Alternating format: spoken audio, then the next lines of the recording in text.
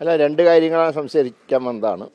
ഒന്ന്, പിന്നെ കെ കരുണാകരൻ ഫൗണ്ടേഷൻ്റെ കെട്ടിട നിർമ്മാണത്തിൻ്റെ കാര്യങ്ങൾ അവലോകനം ചെയ്യാനും അതിൻ്റെ വർക്ക് പെട്ടെന്ന് തുടങ്ങാനുള്ള സംവിധാനങ്ങളെയും കുറിച്ച് ആലോചിക്കാനാണ് വന്നത്. അതോടൊപ്പം തന്നെ ഇന്നലെ ചാനലിൻ്റെ പ്രവർത്തനങ്ങളെക്കുറിച്ച് സംസാരിക്കാൻ ചാനൽ അധികൃതരും അവിടെ ഉണ്ടായിരുന്നു. ഈ രണ്ട് കാര്യങ്ങൾക്കാണ് വന്നത്, അല്ലാതെ മറ്റ് വിഷയങ്ങളൊന്നുമില്ല.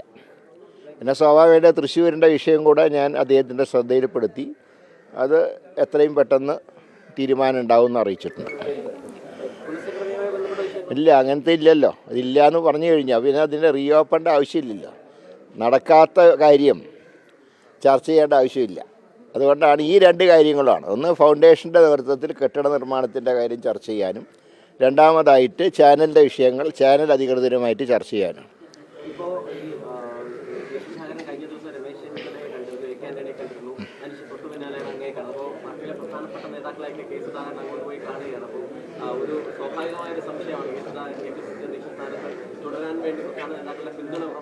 ഒരിക്കലും അങ്ങനെയൊന്നുമല്ല. കാരണം അദ്ദേഹം തുടരണ്ടെന്ന് ആരും പറഞ്ഞിട്ടില്ല. അതുകൊണ്ട് തന്നെ അതിൻ്റെ കാര്യത്തിൽ പിന്തുണ ഉറപ്പാക്കേണ്ട കാര്യമൊന്നുമില്ല. പക്ഷേ പൊതുവായിട്ടുള്ള രാഷ്ട്രീയ കാര്യങ്ങൾ ചിലപ്പോൾ അദ്ദേഹം AK ആന്റണിയുമായും രമേശ് ചെന്നിത്തലയായിട്ട് സംസാരിച്ച് കാണും. ഞാനുമായിട്ട് ഈ രണ്ട് വിഷയങ്ങളെ സംസാരിച്ചിട്ടുള്ളൂ.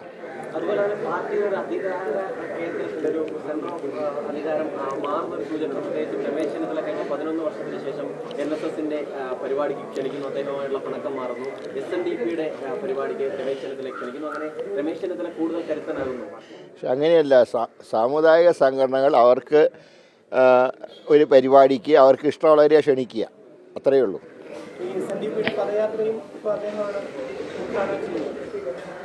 അല്ല, അതിപ്പോൾ മറ്റേ സമുദായ നേതാക്കന്മാർ അദ്ദേഹത്തിന് അവരുടെ ചടങ്ങിന് ക്ഷണിക്കുന്നു. അതിലെന്താ അത്ര അത്ഭുതം? എന്താ?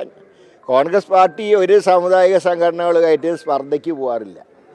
അവർ ഞങ്ങളെ വിമർശിക്കുമ്പോഴും ഞങ്ങൾ തിരിച്ചൊന്നും പറയാറില്ല. പക്ഷെ പാർട്ടിയുടെ നയം, ആ നയത്തിൽ ഉറച്ചു നിന്നുകൊണ്ടാണ് ഞങ്ങൾ മുന്നോട്ട് പോകുക.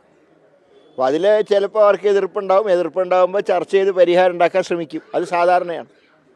അതല്ലാതെ അവർ ഓരോ വർഷവും ഓരോ ആളുകളെയാണ് മുഖ്യാതിഥിയായിട്ട് ക്ഷണിക്കാറ്. ഇപ്പോൾ NSSൻ്റെ പരിപാടിയിൽ ഓരോ വർഷവും ഓരോ ആളുകളെയാണ് മുഖ്യാതിഥിയായിട്ട് ക്ഷണിക്കുക. ഇപ്പോൾ ഒരു വർഷം ക്ഷണിച്ചാൽ അടുത്ത വർഷം ക്ഷണിക്കാറില്ല. പിന്നെ ചടങ്ങിൽ എല്ലാവർക്കും പങ്കെടുക്കാം. ഞാൻ 90 ജനുവരി 2 ഞാനും പങ്കെടുത്തിട്ടുണ്ട്, MP ആയ ഉടനെ. അപ്പോൾ എല്ലാവരും പങ്കെടുത്തിട്ടുണ്ട്. കോൺഗ്രസിൻ്റെ ഒട്ടുമിക്ക നേതാക്കന്മാരും അതിൽ പങ്കെടുത്തിട്ടുണ്ട്.